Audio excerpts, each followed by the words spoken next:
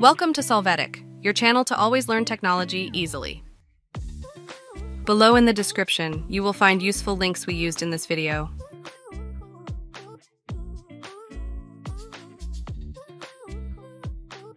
Today in Solvetic, we will see how to apply default font in Word.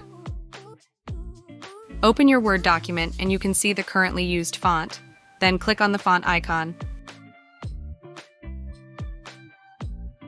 After that, in the font field, choose the font that you will use by default. You can adjust the size and other properties. When selecting it, click Set as Default. Here, activate the option All Documents based on the normal template. Click on OK. You can see the change in the font, or you can close and reopen Word to check it.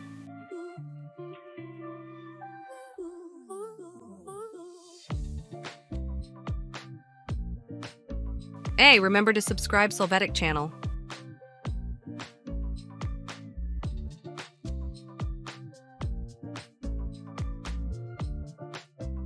We hope it has been helpful for you.